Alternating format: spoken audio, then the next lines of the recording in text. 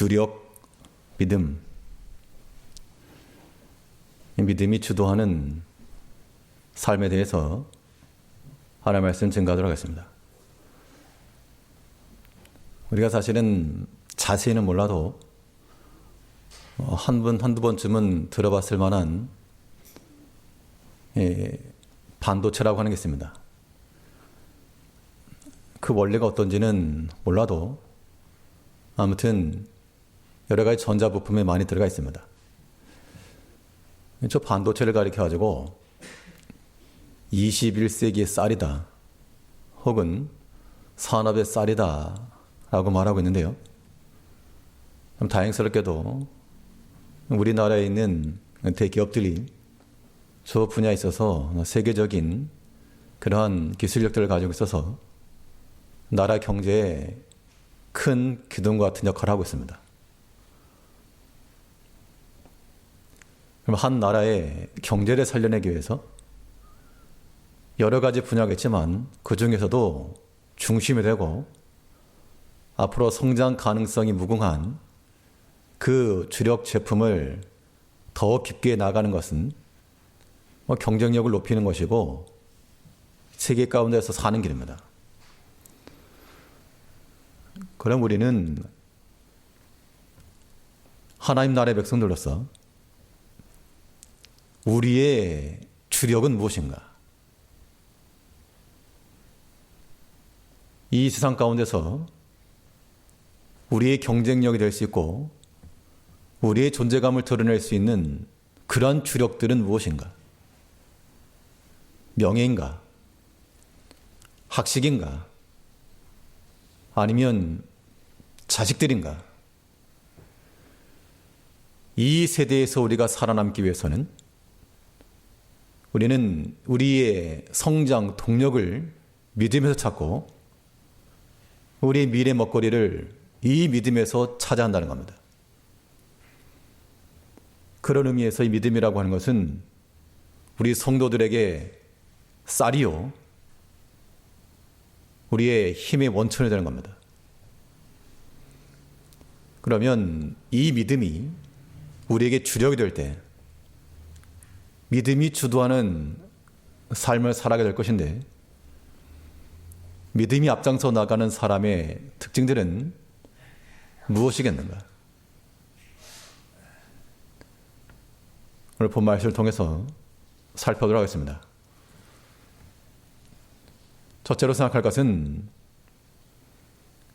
믿음이 우리 삶 가운데서 주력이 된다는 말은 자신을 극복해 나가야 한다는 겁니다. 믿음 자체에 힘이 있는 겁니다. 믿는 나에게가 아니고 믿음의 대상이 되신 하나님께 있기 때문에 그 믿음 자체가 일을 하는 것이고 그 믿음으로 우리의 모든 약한 것들을 극복해낼 수 있어야 됩니다.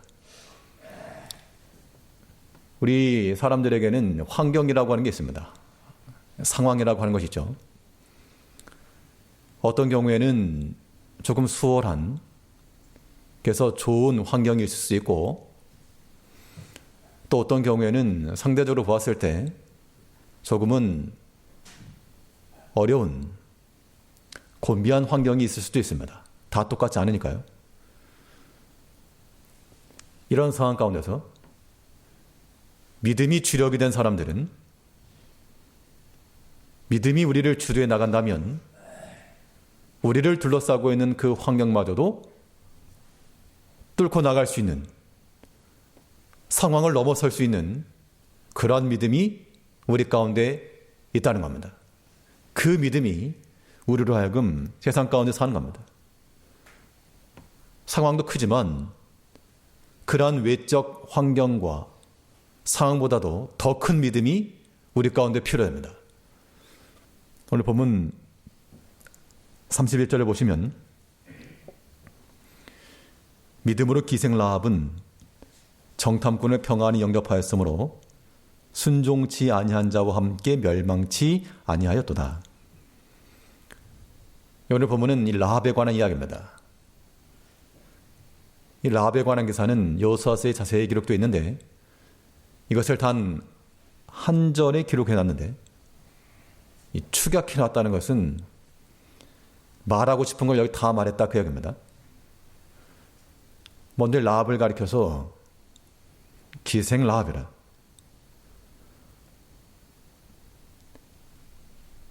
이 용비어 청가라고 하는 책이 있습니다. 이 조선시대에 어떻게 말하면 군사 정변인데 그것을 합리화시키기 위해서 그 전 때부터 이러이러했다. 어떻게 보면 미화시키는 그러한 내용입니다. 당연히 권력을 가지고 성공한 세력들이 자기 자신의 정당성을 위해서 그렇게 작업하는 겁니다. 이 라합은 그가 비록 이방이었으나 그리스도의 족보에 들어온 사람입니다. 그리고 유대인들 입장에서는 자기들의 조상이거든요. 그러면 자기들의 조상에 관한 이야기를 할 때 좋은 이야기를 했을까 안 좋은 이야기를 했을까? 당연히 좋은 이야기를 했을 겁니다. 그럼에도 불구하고 자기들에게 수치가 될 만한 그 민족적 역사에 오점이 될 만한 이러한 단어들을 굳이 기록했다는 것은 의미가 있다는 얘기죠. 물론 여기서 말한 기생이라고 하는 것이 우리가 생각하는 것처럼 단순한 어떠한 이 접대보 같은 그런 것만을 의미하지 않았습니다. 이 라합이 살았던 장소가 여리고 성곽. 나중에 정탐꾼들이 성벽을 타고 내려온 걸 보면 성벽이 집이 있었고, 성벽이 집이 있다는 게 어떤 의미인가 하면 오늘날로 말하면 성벽이 집이 있으면 좋은 걸까요? 안 좋은 걸까요? 성 바깥도 보이고 안도 보이고, 요즘식으로 말하면 한강변 아파트다 그렇게 생각하면 되는 겁니다. 또 라합의 집에는 유숙할 곳이 있었다. 정탐꾼들이 들어갈 때 한 인구가 한 100명 되는 그 동네에 들어가겠습니까? 아니면 우리가 들어와도 누군지 알지 못할 큰 데로 들어가겠습니까? 수상한 사람들은 금방 유치되기 때문에 아무도 없는 인적이 드문 그런 곳에 갔다기보다도 또 사람들 동향을 살펴야 되기 때문에 이 라합의 집에는 유숙할 곳이 있었는데 단순한 방 한 칸짜리가 아니고 큰 집이었다는 걸 알 수 있습니다.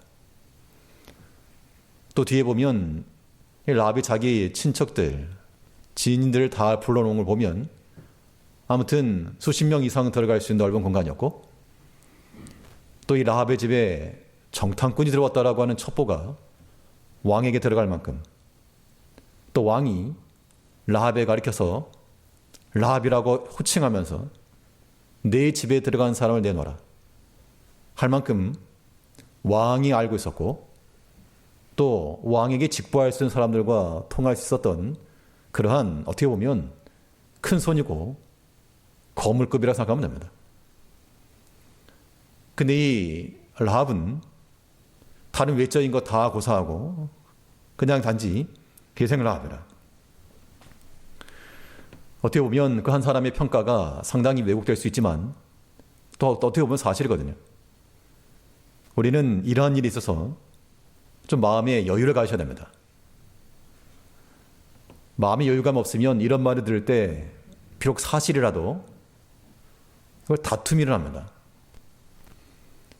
사실을 사실이라고 말할 때 물론 말하는 입장에서 어떤 의도로 말했냐에 따라 다르겠지만 우리의 믿음이 있는 백성들은 그건 좀 여유 있게 받아들이자고요.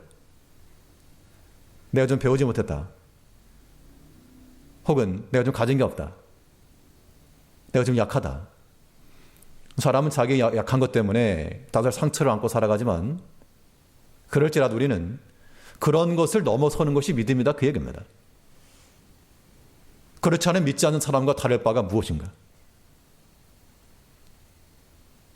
그래, 나 부족합니다. 나 가진 거 없습니다. 그럴지라도 하나님 나의 소유요. 내가 하나님의 지혜를 가진 자요. 그렇게 나가는 것이 믿음이 지도하는 사람의 삶이죠.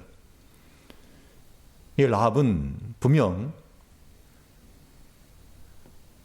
여러 가지 것으로 말할 거 많이 있었지만 이 기생이라고 하는 이 명에 대해 이 타이틀에 대해서 이것에 대해서 고쳐주시오 이렇게 말하지 않고 도리어 은혜 받을 수 없는 자기 자신을 구원해 주신 그 하나님 앞에 감사하며 사는 것이 분명합니다. 우리 각자가 여러 가지 환경에 놓이게 될 때 사람의 관점에서 놓고 보면 자랑할 것도 있고 숨길 만한 것도 있겠으나 우리 이 모든 것들을 믿음 안에서 보면서 다 활용할 줄 알아야 됩니다. 뭐 좋은 것만 활용하는 게 아니라는 얘기예요. 좋은 것을 잘 활용하면 그것도 복되고 어려운 것도 잘 활용하면 그 위기가 또한 기회가 되는 겁니다. 이 라합은 그가 그런 기생과 기생의 그런 위치에서 많은 사람들이 오고 들고 사람들이 오고 들었다는 얘기는 정보가 빨랐다 그 얘기입니다. 어떻게 돌아가는지 훤히 알아봤다는 얘기죠. 그랬기 때문에 그가 구원받았다는 겁니다. 그가 만일 고관대작의 부인으로 안팎마님 위치에 있었다 그러면 어떻게 구원받았겠습니까? 남들이 호칭을 말할 때는 수치요 부끄러움이었으나 그러나 자기 자신의 그 약함과 부족함이 하나님의 구원을 받는 길이 되었다. 우리가 이렇게 생각하면 하나님께서 우리에게 좋은 것을 주신 것처럼 보일 때나 때로는 어려운 것을 주신 것처럼 보일 때나 둘 다 어떻게 해요? 둘 다 믿음으로 잘 사용해야 됩니다. 이 때를 위해서 주신 것이 누가 알겠는가? 에스더가 그랬죠. 에스더 4장 14절에 보니까요. 이때에 내가 만일 잠잠하여 말이 없으면 유다인은 다른 데로 말미암아 노임과 구원을 얻으려니와 너와 네 아비 집은 멸망하리라. 내가 왕후의 위를 얻은 것이 이때를 위함이 아닌지 누가 아느냐. 왕후가 되었다는 것 참 자랑할 만하죠. 근데 그것을 가지고 왕비 노릇했다 그러면 그 망하였을 것인데 하나님이 이때를 위해서 너에게 이런 상황 줬다. 그의 환경 속에서 왕 앞에 나아가 민족적 고통을 전하고 하나님께서 그를 통해 이스라엘 백성들을 구원하신 겁니다. 하나님께서 이처럼 왕후의 지위를 가진 사람도 믿음으로 나갈 때 에스더가 말하기를 내가 죽으면 죽으리다 그러고 나왔죠. 금식 기도를 요청한 후에 왕후의 위를 가진 사람도 믿음으로 나갈 때 하나님의 일에 쓰임 받았고 비록 신분이 천하고 사람들로부터 존경받지 못한 그런 위치에 있을지라도 이 라합과 같은 환경에서도 믿음으로 쓰임 받으니까 복이 되었다는 그입니다. 그래 우리는 양통입니다. 양통이 은혜죠. 하나님께서 우리로 하여금 형통케 하실 때는 기뻐하고 공곡케 하실 때는 기도하고 모든 것을 다 하나님 앞에 나갈 수 있는 그러한 대로로 삼는 것, 이것이 믿음이 주도하는 믿음 주력으로 살아가는 사람들의 삶의 모습인 겁니다. 그래서 바울은 뭐라 그랬습니까? 내가 가말리엘 문화에서 배웠고 바리새인 중에 바리새인이요 율법은 흠이 없고 그것으로 자랑하지 않았다 그랬습니다. 다른 사람보다 자랑할 만한 것은 내가 배설물같이 여기고 도리어 약한 걸 자랑한다. 고린도후서 12장 10절에서 그러므로 내가 그리스도를 위하여 약한 것들과 능욕과 궁핍과 핍박과 곤란을 기뻐하노니 이는 내가 약할 그때에 곧 강함이니라. 믿음이 우리를 끌고 갈 때는 이러한 신앙 고백이 가능합니다. 우리 신앙인들의 관점이 믿지 않는 사람들과 동일해서 안 될 것을 말하고 있습니다. 잘 되는 거, 많이 버는 거, 성공하는 것, 여기에 우리 관점이 있지 않고 하나님께서 우리에게 형통케 하실 때 그것을 가지고도 우리는 주를 위하고 때로 우리로 하여금 곤곡케 하실 때 그때도 우리는 주를 위하고 풍부에 처할 줄도 알고 비천에 처할 줄도 알아. 바울의 신앙 고백입니다. 하나님께서 형통케 하실 때에도 주께 쓰임받고, 비천에 처할 때에도 주를 놓치지 않고, 그 환경에 제압되지 않고 환경 이겨내는 것. 상황보다 더 큰 믿음이 우리 가운데 필요하다는 겁니다. 약한 걸 자랑하는 것은 사람에게 하라는 게 아닙니다. 사람에게 자랑하라는 게 아니고 하나님 앞에서 내가 약하기 때문에 하나님 의지하지 않고는 살 수 없음을 고백하는 겁니다. 하나님이 도와주지 않으면 감당할 수 없다는 것을 고백하는 겁니다. 그게 우리 약한 걸 자랑하는 거죠. 그러면 반드시 하나님께서 우리의 믿음을 통해서 우리를 하여금 이길 수 있는 힘도 주시고 또 뚫고 나갈 수 있는 여러 가지 길도 허락하신다는 겁니다. 그거 믿고 가는 겁니다. 상황 논리에 빠져가지고 어쩔 수 없다 그렇게만 생각하지 마시고, 비록 우리에게 약함이 있고 천함이 있을지라도 그 비천한 상황까지라도 다 활용을 하여 믿음으로 나아가기에 부족함이 없는 징검다미로 삼을 줄 아는 그런 성도님들 되셔야 됩니다. 또 우리 믿음이 우리 자기 자신을 극복해내려면 우리 믿음이라고 하는 것이 두려움보다 커야 됩니다. 이 두려움이라고 하는 것은 실체가 없는 허상입니다. 근데 그 허상이라고 하는 것이 얼마나 힘이 센지 우리를 하여금 꼼짝달싹 못하게 하는 겁니다. 아직 일어나지 않은 그 일들이 두려움으로 다가오는데 그 두려움 때문에 믿음으로 일 못하는 거죠. 우리는 상시 잃게 될까 그 염려의 두려움 그거 벗어나야 됩니다. 그래야지만이 하나님이 예비해 놓으신 더 큰 걸 받는 겁니다. 우리 본문 11장 31절 다시 보시면,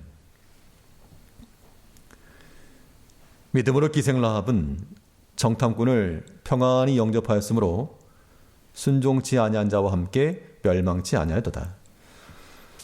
정탐꾼을 영접했다 그렇게 말했습니다. 숨겨주었다 그 얘기죠. 그러면 평안히 영접했다라고 말했지만 그 정탐꾼을 숨겨주었을 때 왕이 사람들 보냈습니다. 찾아내라. 여호수아서에 있죠. 여호수아 2장 3절 보니까요. 여호수아 2장 3절에서 여리고 왕이 라합에게 기별하여 가로되 내게로 와서 내 집에 들어간 사람들을 끌어내라. 그들이 온 땅을 탐지하러 왔느니라. 왕이 사람을 보내서 끌어내랍니다. 그럼 어떤 사람들을 보냈을까요? 그냥 좀 허술한 사람 보내지 않았을 겁니다. 요즘식으로 말하면 압수수색 한다 그러면 관련된 사람들 보내서 탈탈 텁니다. 물론 관련된 것만 하겠죠. 왕이 사람을 보냈을 때는 이거 거의 발각된다고 보면 되는 겁니다. 그런데 숨겨두었을 때 그냥 속이 편안하게 했을까요? 아마 심장이 두근두근거리고 심장박동이 갑자기 뛰고 혈압이 상승을 하고 그래도 잘 감당한 것 같습니다. 그 마음속에 두려움이 왜 없었겠습니까? 발각되면 정말 끝장난다. 그런 마음이 분명히 있었겠지만 그 두려움이 컸다 그러면 뭐 했겠죠? 당연히 밀고를 하죠. 내가 잡아두었습니다. 그러면 그는 민족적 영웅이 되었을 겁니다.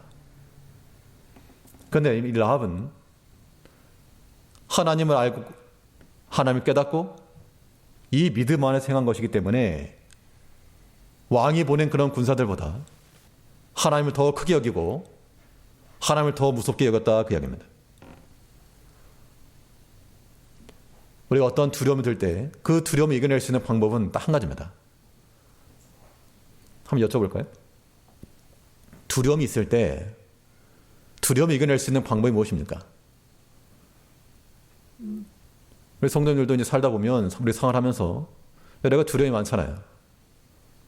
우리 개인적인 문제나 혹은 경제적인 문제나 건강상의 문제나 우리 문제가 숱한데 두렵지 않습니까?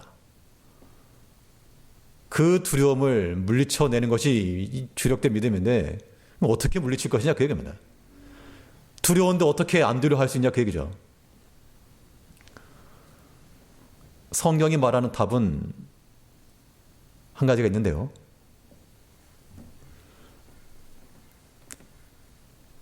우리 마음 가운데 있는 세상에 관한 두려움을 물리칠 수 있는 가장 확실한 방법은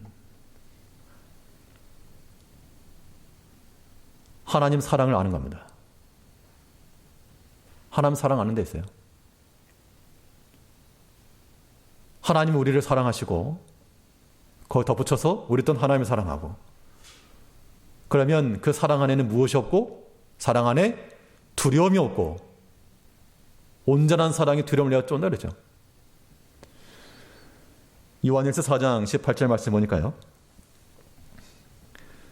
사랑 안에 두려움이 없고 온전한 사랑이 두려움을 내어 쫓나니, 우리가 하나님을 사랑하지 않고 계속 세상만 바라보기 때문에 의지할 데가 없고 내가 발을 디딜 데가 없기 때문에 계속 두려운 겁니다. 수영을 잘하는 사람은 물에 들어가는 거 두렵지 않겠지만 수영 못하는 사람은 굉장히 곤혹스러운 겁니다. 저도 수영을 못하는데요. 예전에 한번 그 물놀이 갔다가 위에서 이제 점프하는 거 남들 하니까 그냥 같이 따라 했습니다.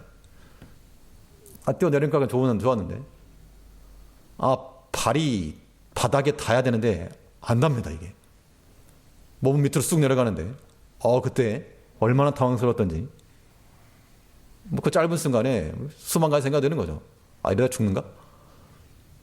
근데 내려가다가 땅바닥에 발이 닿은 순간 살았다. 딛고 올라서니까요. 우리 마음 가운데 두려움이 될 때 그건 아직 바닥을 닿지 않은 겁니다. 그 바닥에는 하나님의 사랑이 자리 잡고 있으므로 내려가십시오.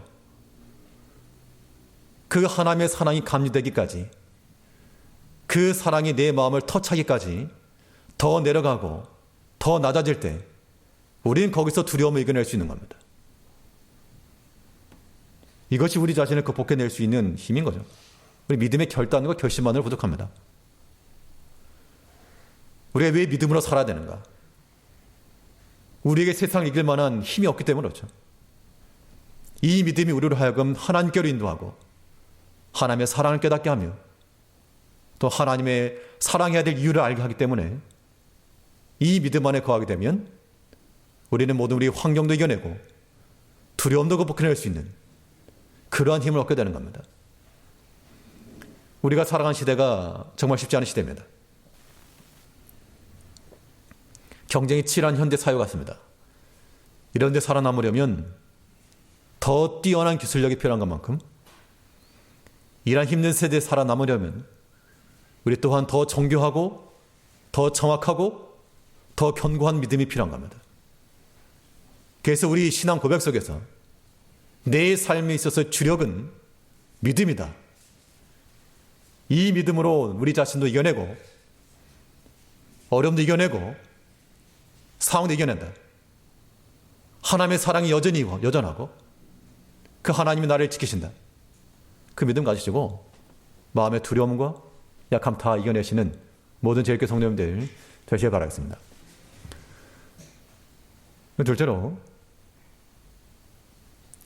믿음으로 살아가는 사람들은, 믿음이 주력인 사람들에게 있어서 발견되는 특징이 무엇일까? 둘째는 하나님으로 해석하는 겁니다. 하나님 해석이죠. 왜 하나님을 해석할 수 있는가? 그 일이라고 하는 것이 하나님께로부터 났다라고 하는 것을 인정하는 것이기 때문에 그런 겁니다. 처음에 왜 이런 일이 발생했을까? 우왕좌왕하고 당혹스러워도 하나님께로부터 났다. 그러면 우리는 거기서 이제 하나님의 뜻이 무엇인지를 찾는다는 겁니다. 이게 귀에 걸면 귀걸이, 코에 걸면 코걸이가 아니고 모든 걸 다 이렇게, 때로는 아닌 경우도 있겠지만 우리 모든 상황 가운데서 하나님으로 해석을 해야 됩니다.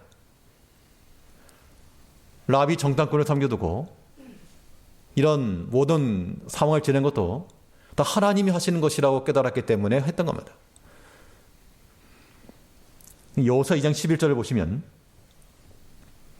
우리가 듣자 곧 마음이 녹았고 너희 연고로 사람이 정신을 잃었나니 너희 하나님 여호와는 상천하지의 하나님이시니라. 분명 그 여러 가지 소문을 들었다는 겁니다. 홍해를 건넜고 광야를 지났고 저 요단을 건너온 모든 것들을 보고 들으면서 그들의 섬기는 하나님, 그 하나님 참된 신이요 참 하나님 행하셨다. 하나님 행하신 것을 알았기 때문에 이 일은 하나님께로부터 났으므로 하나님 행하신 것이다. 일의 주체가 하나님이라는 걸 깨달은 겁니다. 우리의 믿음으로 사는 것도 마찬가지입니다. 우리가 해야 될 도리를 힘써야 되겠으나 내 힘이 미치지 아니한 그 일들에 대해서는 우리는 하나님께서 행하신 것이라고 판단할 수밖에 없습니다. 또 그렇게 생각해야 됩니다. 아무리 마음이 속상함이 있고 아픔이 있고 도와줄 누군가 없어도 하나님께 낫다. 그 마음을 가지고 그러면 그 하나님 뜻이 무엇일까? 그걸 찾아야죠. 그게 복된 겁니다. 모든 일을 이루시는 분은 누구십니까? 하나님이시죠. 동의를 하시건 안 하시건 이 일을 이루시는 분이 하나님이시라는 겁니다. 일을 성취하시는 분은 하나님이시요. 성경 한번 찾아보시죠. 예레미야 33장 2절입니다. 예, 모니터를 보셔도 되고요. 다시는 성경을 다 찾아보셔야 되는데 예레미야 33장 2절 말씀. 그러니까 가정에서도 화면 크게 띄워놓을 테니까 한번 같이 한번 읽으시겠습니다. 한번 같이 읽으시죠. 시작. 이 일을 행하는 여호와, 그것을 지어 성취하는 여호와, 그 이름을 여호와라 하는 자가 이같이 이르노라. 선자를 통해서 말씀하시는데 선자 듣기를 도저히 가망이 없습니다. 우리 바벨론 압제 속에서 나라는 망해가고 있고 백성들이 여호와 율법을 버리고 있고 예전 그 다윗과 솔로몬 때 그 영광 찾아볼 수 없습니다. 하나님을 경외하던 자들도 사라졌고 기도하는 일도 없으며 찬송 소리는 세상 노래를 가득하고 그럴 때 하나님께서 그 선자에게 소망의 말을 주면서 하신 말씀이 그 일 너희가 아느냐? 이 일을 행하는 여호와, 성취하시는 여호와, 그가 말씀하셨다. 우리 시대상을 탓하기 전에 우리에게 말씀하신 하나님이 어떤 하나님이신가? 그 하나님께서 일을 이루신다는 겁니다. 그러니까 하나님 믿고 나가는 거죠. 그러니까 하나님께 맡기는 겁니다. 이 작은 차이가 우리 삶을 큰 차이로 나게 할 겁니다. 물론 우리는 그 과정 속에서 견뎌야 될 그런 무게가 있습니다. 이 라합이 당연히 믿음으로 정탐을 숨겨줬지만 이 발각되면 죽는다 이거. 당연히 그 하나의 고난의 과정이죠. 그거를 통과해 나갈 때 그냥 두근두근하고 그런 것만 아니고 하나님께서 일을 이루신다 이거. 저 요단강도 건너게 하신 하나님이 지금 이거 지나가지 못하게 하시겠는가? 그 믿음이 있었기 때문에 지나간 겁니다. 아무튼 우리 삶 가운데서 일을 이루시고 성취하시는 하나님인 줄 알고 내 생각은 아니어도 내 생각에는 그게 아니어도 하나님 또 믿으십시오. 우리가 알면 얼마나 많이 알며 경험이 있으면 얼마나 많은 경험이 있는가. 또 능력 있으면 얼마나 알고 인맥이 있으면 또 얼마나 아는가. 하나님은 천지를 창조하신 이시요 어둠에서 빛을 만드는 신입니다. 비교 다 이상이 안 되는 겁니다. 우리가 하나님으로 판단하고 결정해야 될 이유는 일을 이루시는 그 주체가 하나님이시므로 하나님 중심으로 가는 것이 맞고 또 중요한 것은 그 하나님께 능력이 있다 그 얘기입니다. 내 능력은 비록 초라할지라도 하나님께 능력이 있으므로 우리가 하나님 의지하고 그를 신뢰해 나가면 하나님께서 일을 이루신다. 어떻게 보면 너무나 단순한 도식입니다. 이 간단한 원리를 우리가 알지 못하고 체득하지 못하기 때문에 뇌새김하고 뼈새김을 해야 되는데 이게 안 되니까 계속해서 세상 가운데 빠지는 겁니다. 이를 이루시는 분도 하나님이시오. 그 능력도 하나님께 있습니다. 한번 상을 보자고요.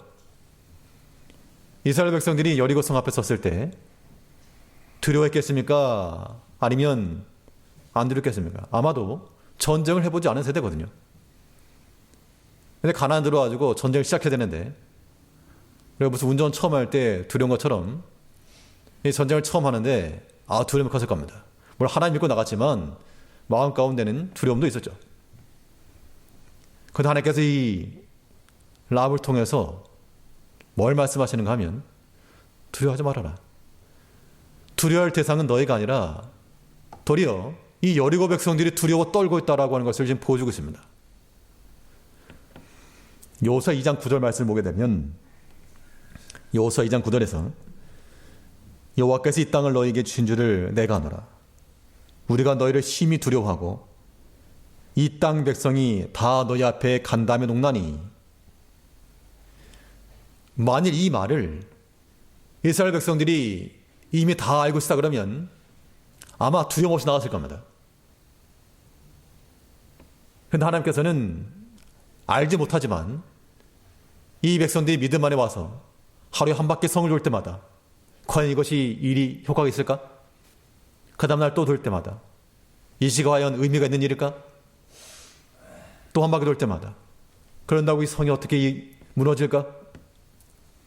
그러나 그때 하나님께서 이미 그 이전에 그 여리고 백성들의 마음을 두렵게 하고 간담회 서늘케 하고 이미 다 손을 써 놓으셨다는 겁니다. 내가 알기 이전에 내가 확인하기 이전부터 하나님께서 다 그렇게 길을 놓으셨다. 그러니 하나님의 능력을 생각하게 되면 얼마나 놀라운가 그 말입니다. 하나님의 역사는 이미 시작됐다 그 얘기죠. 우리가 어떤 물체를 본다는 것은 빛을 통해서 보는 겁니다. 그렇죠? 지구에서부터 태양까지 거리가 꽤 먼데 태양에서부터 지구까지 오려면 약 8분이 걸린다고 합니다. 우리가 지금 현재 빛을 보고 있지만 이 빛은 언제 빛? 이미 8분 전에 출발한 겁니다. 그러니까 아직 우리 눈앞에 아직 나타나지 않았어도 이미 하나님 앞에서 시작이 되었고 출발되었다.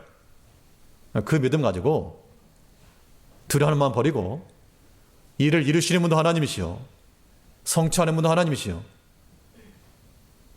그러니까 인간적 계략과 인본주의 쓰려고 하지 말고 그렇게 해서 일이 되는 게 아니라는 겁니다. 우리가 지금까지 숱하게 보고 깨달은 거 아닙니까? 사람이 아무리 일을 쓰고 계획을 세우려 해도 하나님께서 되게 하시면 되는 거지만 안 되게 하시면 안 되는 거예요.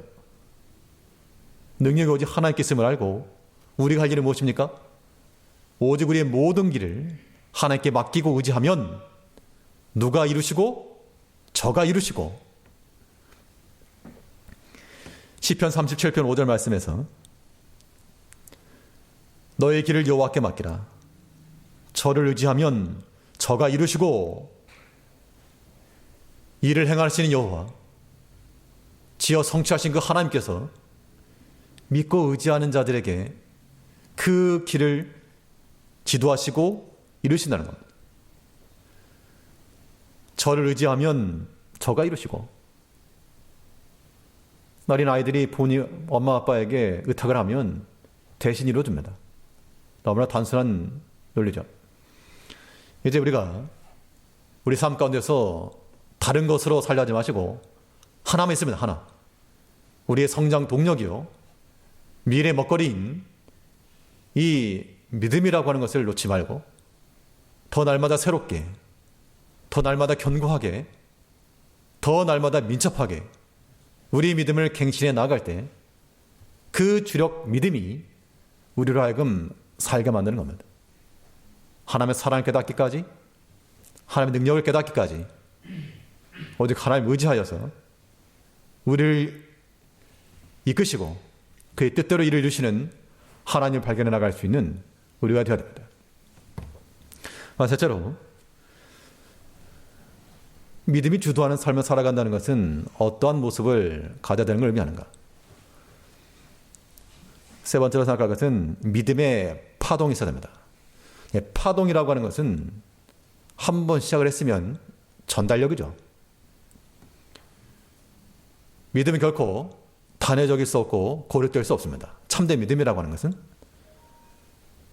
참된 믿음은 개인적 신앙에 있어서도 연속이 일어나게 되어 있고 공동체 속에서는 전달이 되게 되어 있다고 이야기합니다.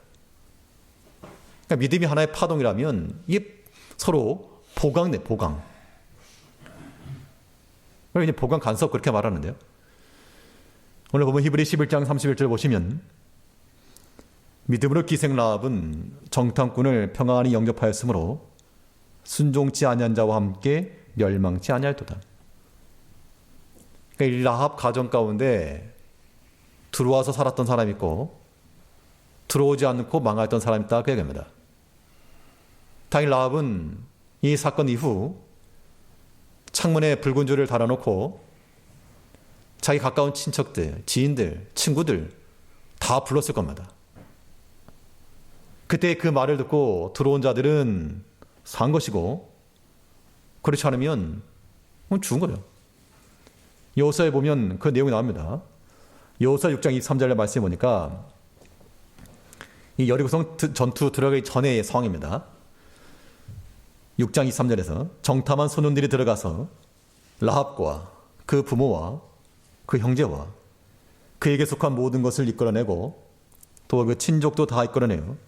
그들을 이스라엘 진 밖에 두고, 이 라합이 던진 믿음의 파동에 동참한 사람들은 구원을 받은 겁니다. 그러면 당연히 먼저 누군가로부터 시작이 되어야 되는데 그 시작, 보통 지진 그러면 지진이 발생한 그 지점을 진원 그럽니다. 뭐 땅속에서 발생하겠죠. 바다 밑이나. 그러면 그 진원에서부터 그 진원 땅속에서부터 쭉 올라와서 나타나는 지표면 그 지점을 진앙 그럽니다. 그럼 당연히 진앙에서부터 에너지가 전달되니까 지진이라고 하는 것은 뭐 진원 혹은 지표부터 말하면 진앙에서부터 출발한다라고 말할 수 있겠죠. 우리의 믿음이라고 하는 것이 발생하는 시점을 믿음의 근원 그러면 그것이 우리 삶 가운데서 출발하는 그 지점을 신앙이라 말할 수 있겠습니다. 진앙에서부터 지진이 전파되는 것처럼 신앙에서부터 믿음이 전파되는 겁니다. 그러니까 출발되는 시점이 있어야 됩니다. 출발점, 시작되는 점. 누군가 한 사람이라도 파동을 좀 쳐야 그 주변에 또 일어나는 겁니다. 그리고 다들 점잖게 얌전하게만 가르치지 마시고 누구 하나라도 자기가 먼저 파동을 좀 일으키고, 그냥 없다만 말씀하지 말고 왜 기도하는 사람이 없느냐 그러지 말고 내가 먼저 기도의 파동을 일으키면 그러면 함께하는 사람들이 생기는 겁니다. 신앙의 모든 일이 다 마찬가지입니다. 왜 이게 없냐 저게 없냐 하지 마시고 먼저 본 사람, 깨달은 사람이 한번 파동을 주면 그걸 본 사람이 또 옆에서 행하고 그 사람 또 옆에서 행하고, 이런 믿음의 파동이 서로 보강되고 커질 때 그때 생명역사가 일어나 그 얘기입니다. 라합 한 사람 때문에 가족들이 구원을 받았습니다.